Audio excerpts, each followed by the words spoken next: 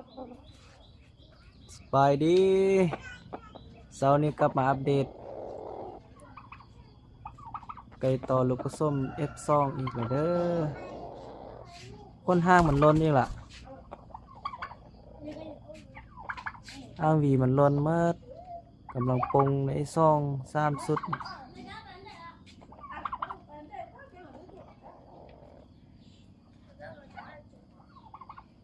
ขี้ร้ายขึ้นอีกแล้วห้างล้น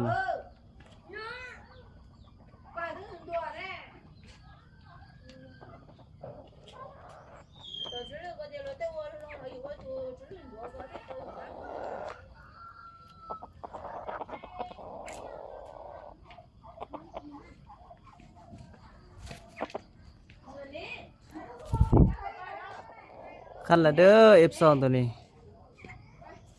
แต่ว่าห้างก็เริ่มขั้นเสียงยังบ่แจ้งดีฮะ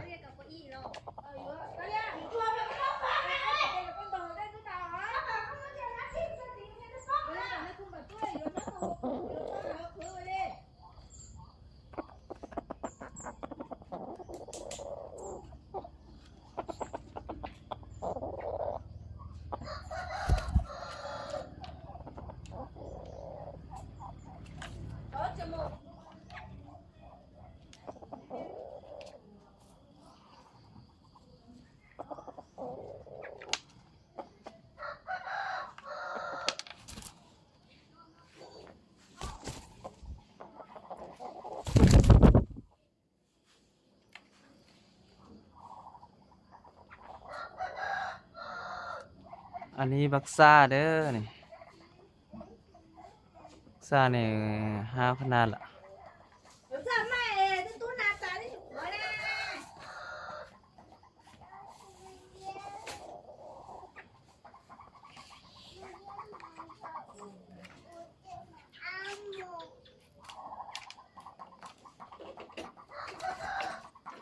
chỉ tôi lên mà sao nhiều quá rồi.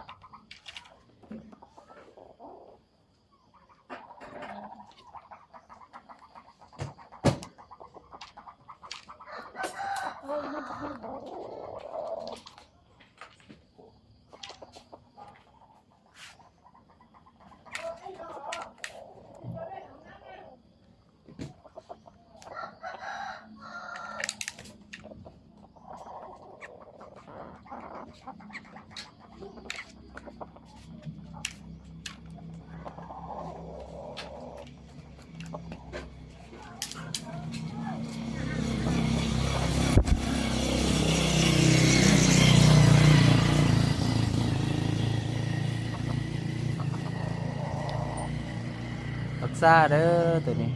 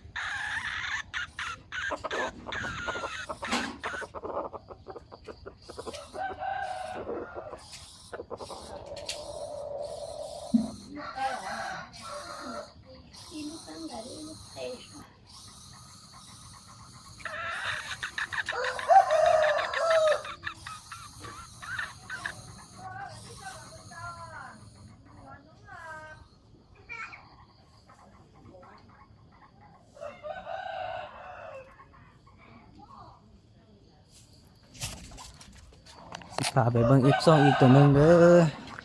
คู่กับตัวแดงนั่นแหละห้างมันเริ่มยาวแล้วนะ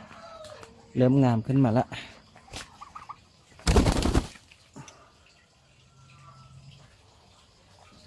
ตัวนั้นกับ F2 คือกันเด้อห้างมันเริ่มยาวแล้วบ่มีเสียงขั้นเธอเด้อตัวนั้นผมบ่ได้ยินขั้นเธอ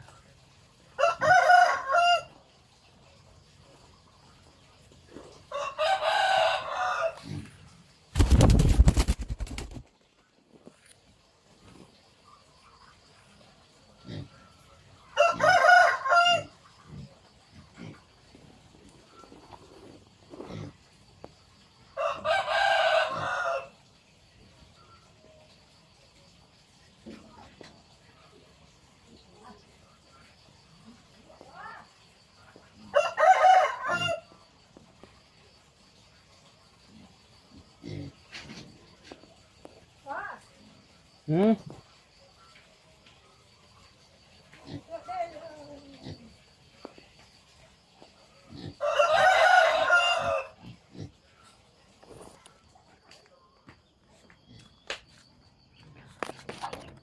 อันนี้เป็นรุ่นน้องเด้อนี่ซ่า F2 คือกันตัวนี้ตาย5หมดอย่างแต่2-3ตัวรุ่นน้อยจ้ะลงไป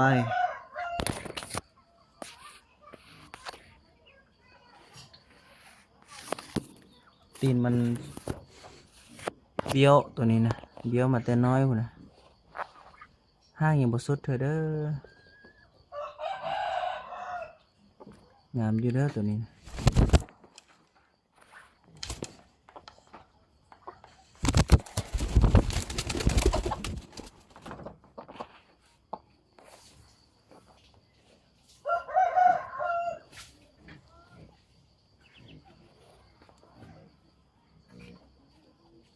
ถ้าเบิ่งตอนเต็มวัย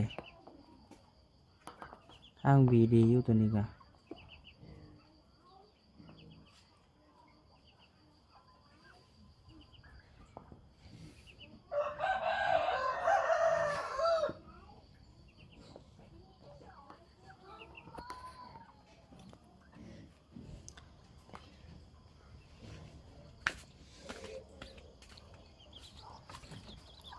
อันนี้คือซ่องโตน้อยสุด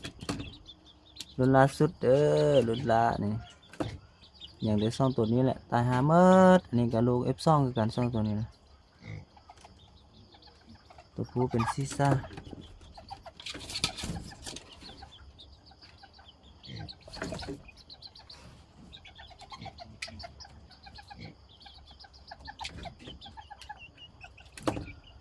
ตายหาเมิดสาวปลายโตเหลือแต่เท่านี้